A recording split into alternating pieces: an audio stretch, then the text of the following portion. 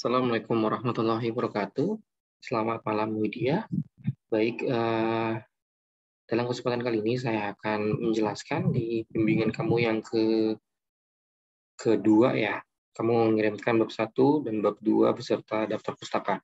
Untuk saat ini saya coba menjelaskan bab 1 dan bab 2 dulu ya. Daftar pustaka saya lewatin dulu. Baik, untuk bab 1 latar belakang. Nah, di sini ini pertama yang harus kamu lihat adalah ini yang saya kuningin ya. Jadi di kalimat sebelumnya kan yang ini nih. Maka persaingan antar usaha mikro kecil menengah kurung UMKM pun akan semakin meningkat. Gitu ya. Nah, lalu kamu kalimat baru. Usaha mikro kecil menengah atau yang biasa disingkat dengan UMKM. Nah, ini sebenarnya pengulangan kata gitu ya. Jadi sebetulnya kan udah ditandain ya ini ya. Kamu udah ngasih tahu nih. Jadi usaha mikro kecil menengah atau UMKM itu sudah kamu kasih kurung gitu ya UMKM. Nah, jadi untuk berikutnya di sini nggak usah sebutin lagi usaha mikro kecil menengah gitu ya. Bilang aja UMKM gitu ya. UMKM dengan alur proses produksi yang baik dan juga berkualitas dapat membuat UMKM tersebut bertahan terhadap banyaknya persaingan pasar. Seperti itu. Jadi nggak ada pengulangan kata lagi ya. Lalu yang kedua ini. Nah, ini kan kamu di paragraf kedua kamu membahas tentang penjadwalan gitu ya. Nah, sebelum kamu membahas kepenjadwalannya gitu ya, kamu harus ada intro dulu di paragraf sebelumnya gitu ya, atau di kalimat sebelumnya yang membahas tentang hal-hal apa saja yang harus diperhatikan dalam UMKM gitu ya. Misalkan di dalam UMKM itu terdiri dari beberapa elemen kerja gitu ya yang berpengaruh terhadap faktor kualitas produk yang dihasilkan oleh UMKM tersebut gitu ya. Salah satunya adalah penjadwalan produksi gitu. Jadi kamu tambahin kalimatnya modelnya seperti itu. Contohnya seperti itu. Nah, kemudian paragraf berikutnya baru kamu bahas tentang penjadwalan produksi gitu ya. Lalu oke, lanjut dulu. Nah, selanjutnya nih yang kuning berikutnya. Di sini nih, penjadwalan produksi juga memiliki fungsi yang digunakan untuk membuat agar. Wah, ini terlalu banyak kata hubungnya nih. Kamu coba pilih deh, kata hubungnya mau yang mana. Untuk atau agar gitu ya. Jadi biar nggak double kata hubungnya. Oke, lalu ya mungkin ini di luar konteks ya. Ini saya mau coba konfirmasi kamu nih. Jadi penjadwalan produksi merupakan suatu fungsi dari pengawasan produksi yang memiliki andil yang cukup penting dikarenakan dapat menjadi salah satu faktor keberhasilan dalam pengamatan jalannya proses produksi itu sendiri. Oke, itu masih relate gitu ya. Nah, kedua, penjadwalan produksi juga memiliki fungsi yang digunakan untuk membuat arus produksi dapat terus berlangsung sesuai dengan waktu yang sebelumnya telah direncanakan. Gitu ya. Mungkin ini coba kata-katanya deh. Jadi betul gitu ya arahnya ke situ, cuman coba dicari kata yang lain gitu agar lebih dapat maksud yang kamu tulis seperti itu. Lalu ini nih metode saya bold gitu ya, karena kamu bilang gini, penjadwalan produksi dipergunakan dalam UMKM gitu ya. Ini dihapus aja nih, karena kan kamu udah bahas UMKM ya, jadi nggak perlu ini lagi. Karena memiliki keuntungan tersendiri dalam metode tersebut. Nah, pertama, gitu ya, yang kamu bahas kan hanya penjadwalan produksi, ya. Nah, berarti kalau kamu bilang, nih, salah satu keuntungan dalam penggunaan metode penjadwalan produksi, gitu ya, yaitu dapat meningkatkan penggunaan sumber daya yang ada ataupun dapat mengurangi proses yang terhadap waktu menunggu. Nah, ini juga agak ini nih, bahasanya agak ambigu nih. Nanti tolong dibaca lagi, diperbaiki. Jadi yang saya mau jelaskan adalah penjadwalan produksi itu bukan metode, gitu ya. Nah, metode di dalam penjadwalan produksi itu ada memang, gitu ya. Di dalamnya ada, gitu. Nah, berarti kalau kamu membahas ini, berarti kamu nanti membahas metodenya di pembahasan, seperti itu ya.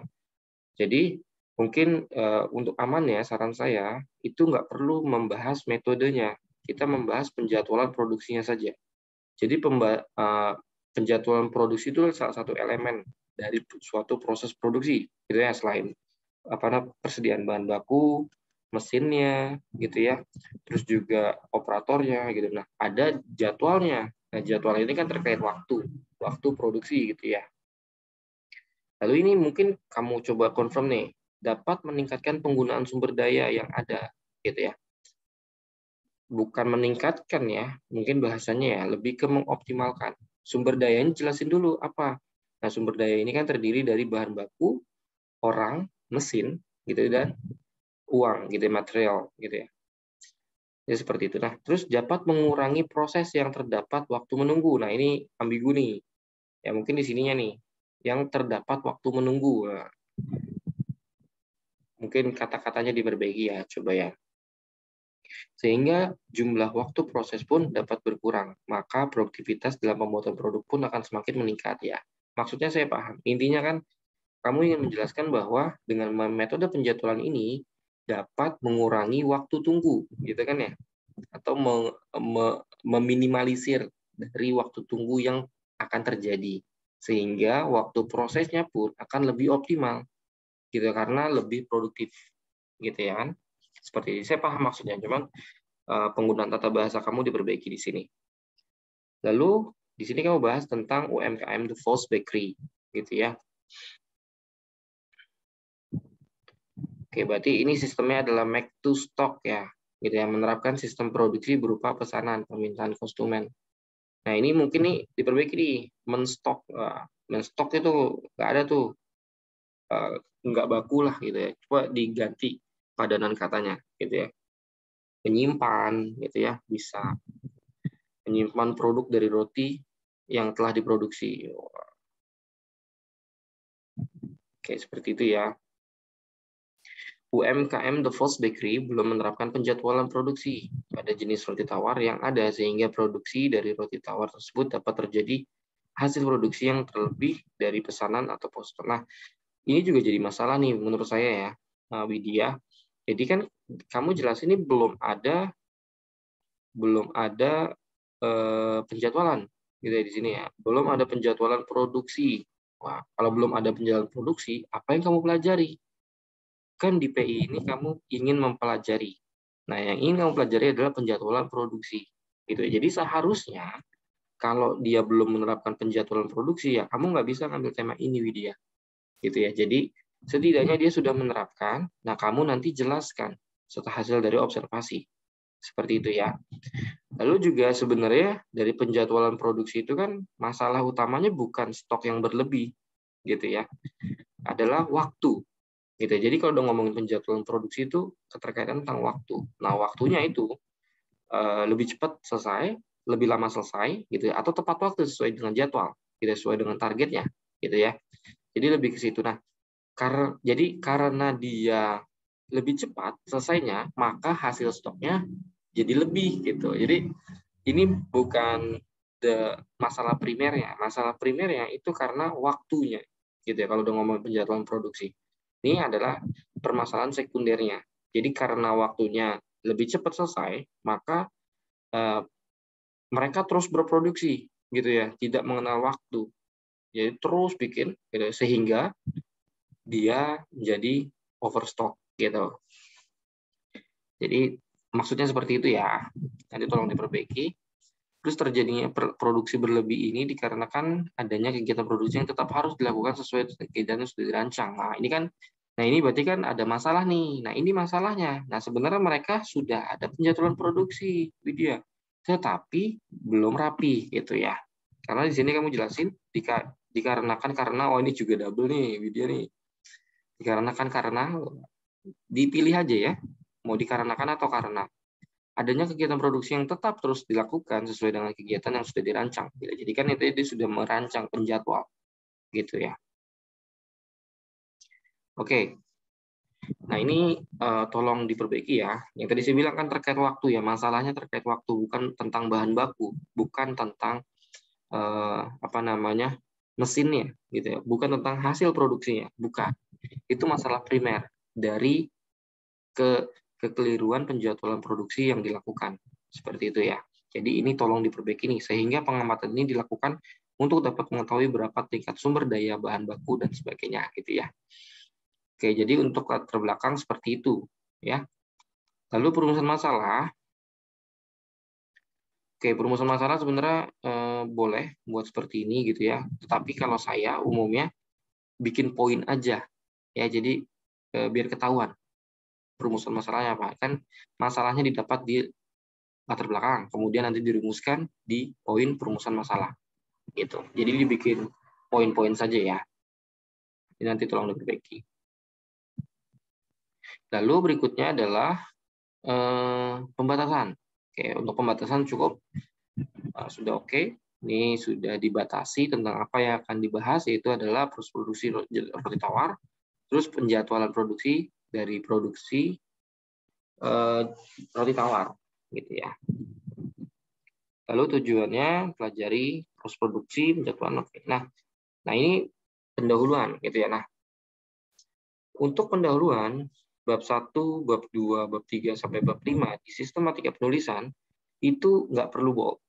Gitu ya. Nah, ini nggak usah bold. Oke. Nah, untuk isinya nanti dia akan rata di sini. Di bawahnya P. Seperti itu ya. Hanya itu saja. Baik. Jadi tolong diperbaiki. Lalu untuk bab 2.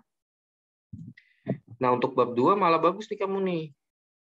Menurut saya gitu ya. Kamu rapi dan tentang penjadwalan produksi ya. Nih, lihat nih. Istilah dalam penjadwalan produksi gitu ya. Processing time, due date, lateness, tardiness, earliness, completion time, flow time, dan sebagainya. Nah, berarti kan penjadwalan produksi itu bukan soal bahan baku gitu ya, tapi soal waktunya gitu ya. Jadi seperti itu. Nah, untuk isinya udah oke sih. Udah oke. Jadi nggak perlu diperbaiki. Nah, sekarang kita lihat hasil Turnitinnya. Oke. Untuk hasil Turnitin kamu nih bagus ya, bagus banget. Terus saya share screen biar kamu bisa lihat. Oke, nah ini hasil Turnitin dari bab 1. Nah, kamu hanya 9%. Gitu ya, jadi bagus banget. Kamu sudah, ya mungkin kamu melakukan parafrase ya, dari apa yang kamu mau tulis, sehingga tidak apa namanya, dianggap plagiat gitu. Oke. Nah, sekarang yang bab 2 ya. Bab 2 ini juga sangat bagus nih kamu nih. Menurut saya. Karena hanya di bawah 10%. Gitu, nih dia. Oke, nah hanya 7% bahkan, lebih kecil dari bab 1. Jadi untuk similaritasnya, tingkat similaritasnya oke banget. Kamu sudah tidak ada masalah tentang similaritas. Jadi yang kamu harus lakukan adalah revisinya saja di bab 1 khususnya. Bab 2 nggak ada. Gitu. Jadi untuk berikutnya, bimbingan berikutnya, kamu sudah bisa mengirimkan bab 3-nya ya, jika sudah selesai. Nah, nanti yang perlu kamu kirimkan adalah bab 1 dan bab 2. Bab 1 dan bab 3. Karena bab 2 nggak usah dikirim lagi. Sudah oke.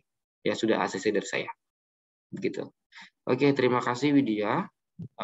Begitu dulu. Jika ada yang belum paham, nanti silakan bertanya secara WA. Terima kasih. Assalamualaikum warahmatullahi wabarakatuh.